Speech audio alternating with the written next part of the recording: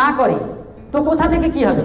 So education system থাকবে, তো sir NFT থাকবে, ইউএসডিটি থাকবে, আমি আপনি থাকবো, ট্রেজার এনএফটি কাকে নিয়ে উঠে যাবে স্যার? ট্রেজার এনএফটি তো প্রোডাক্ট বিক্রি করছে না, ট্রেজার এনএফটি তো বলছে না আপনি একটা ফ্যামিলিতে 10টা পারেন, 10 কোটি পারেন, 10 লাখ পারেন, আমাকে ইনভেস্ট করুন, আপনি ইনভেস্টার। নেক্সট পেজ, আপনি ইনভেস্টার না স্যার, আমরা ইনভেস্টার নই। লাস্ট পেজ, নেক্সট পেজ, আমরা ইনভেস্টার নই স্যার। অনেকে মনে করে আমরা বিজনেস দিচ্ছি, স্যার বিজনেস না দিলে কি করে আমার উল্টো দিচ্ছে? ও স্যার ট্রেজার এনএফটি সমুদ্র, ট্রেজার এনএফটি সমুদ্র। একদিনে ইন্ডিয়া থেকে বা টোটাল ওয়ার্ল্ড থেকে কত ডিপোজিট হচ্ছে অ্যাকাউন্ট খুলে, এতে ট্রেজার এনএফটি ছিঁড়ে ভেজে না। যারা ট্রেজার এনএফটি চালাচ্ছেন, আমি এখান থেকে ঠিক দেখতে পাচ্ছি না, আপনারা দেখুন, এরাই ট্রেজার এনএফটি স্পন্সর, এরাই হচ্ছে কে কোঅপারেটিভ পার্টনার। একটু রিকোয়েস্ট করছি, গুগলে গিয়ে খুলে খুলে এই নামগুলো সার্চ করুন, দেখুন এই ব্যক্তিকে কাকে রিপ্রেজেন্ট করছে। ভ্যান পার্সি, আমার আপনার টাকায় ট্রেজার এনএফটি চলছে না স্যার। যদি চলতো যদি পানি কেউ ফেরত পেতেন না। অ্যাজ লাইক আপনি যদি বলেন সেভিংস অ্যাকাউন্টে ডিপেন্ড করে ব্যাংক চলে, আপনি যদি মনে করেন সেভিংস অ্যাকাউন্টের উপরে ডিপেন্ড করে ব্যাংক চলে, ওখানে কোনো ইন্স্যুরেন্সের দরকার নেই, ওখানে কোনো এফডির দরকার নেই, ওখানে শেয়ার মার্কেটের দরকার নেই, ওখানে রেকারিং ডিপোজিটের দরকার নেই, তাহলে আমি আপনি কোথাও না কোথাও 100% রং সাইডে যাচ্ছি। ফিক্সড ডিপোজিট যদি না থাকে, ব্যাংকের কিচ্ছু নেই। আর তারপরে পরে ব্যাপারগুলো তো আলাদা কথা, মিউচুয়াল ফান্ড টান্ড থেকে শুরু করে সবকিছু আলাদা।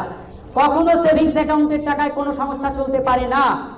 তো কেন আমরা বলছি যে আমার টাকায় ট্রেজার এনএফটি চলছে, আমার ডলারে ট্রেজার এনএফটি চলছে? $100, $1000 ডিপোজিট করে আপনি মনে করছেন আমার এতে ট্রেজার এনএফটি চলছে না? তার পার্টনার কারা আছে দেখুন, এবং তার সম্বন্ধে সার্চ করুন। কোটি কোটি ডলার ওনারা সাপ্লাই করেছেন। কেন? এনএফটি ইজ আওয়ার ফিউচার, এই ভিশনকে সামনে রেখে তারা এখানে ইনভেস্ট করেছেন। আর আমাদের থেকে কি চাইছে? আমাদের থেকে চাইছে ম্যান পাওয়ার, যেটা পয়সা দিয়ে সম্ভব নয়, যেটা পয়সা দিয়ে সম্ভব নয়। আমরা কি করতে পারি? আমরা যে জায়গায় আমি ছিলাম, যেখান থেকে এখানে এলাম, সবচেয়ে দুর্বল জায়গা কি, সবচেয়ে সবল জায়গা কি? প্রচুর শিক্ষিত মানুষ কলকাতা কমিউনিটির সঙ্গে, ট্রেজার এনএফটির সঙ্গে আছে, কিন্তু প্রত্যেকেই আমরা দেখছি কত দিয়েছি স্যার, কত তুলেছি।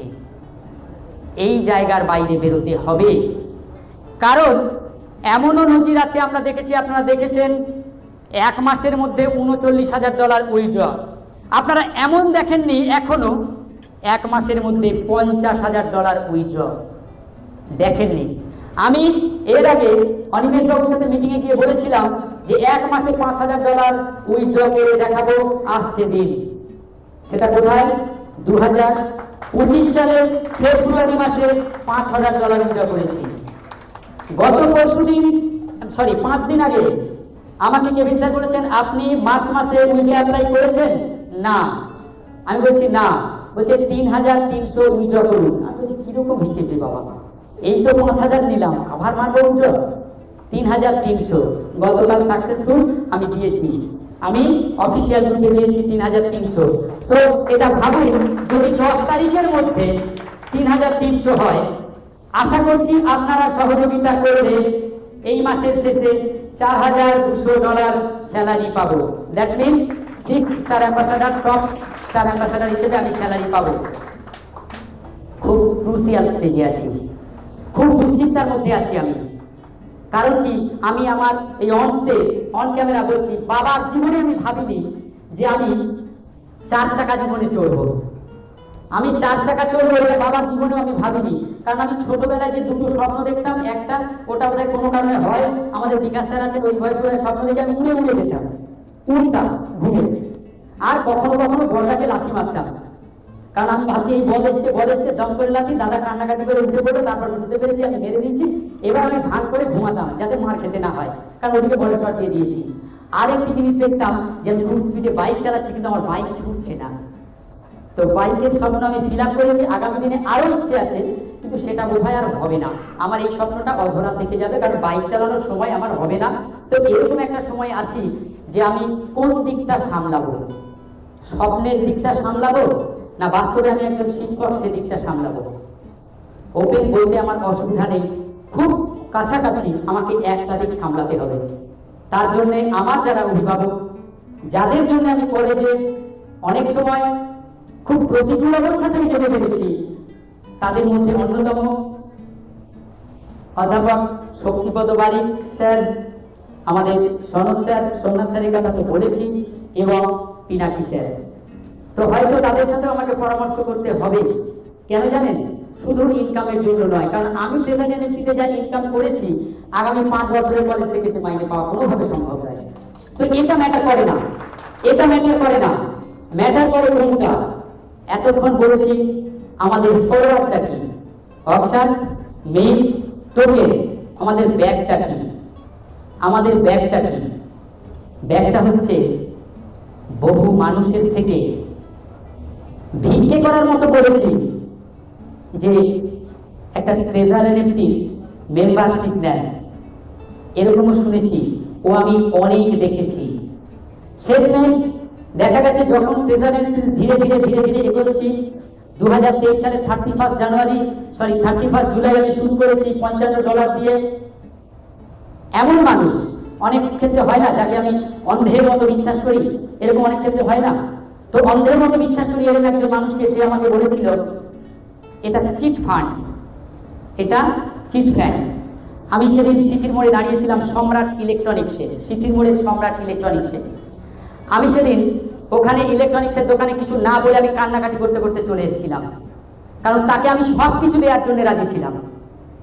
আমার জীবনের সবচেয়ে কাছের জিনিস আমার বাইক আমি তাকে দিয়ে দিয়েছিলাম, কারণ আমার বাইক চালানোর সামর্থ্য ছিল না একটা সময়, লকডাউনের পরে পরে।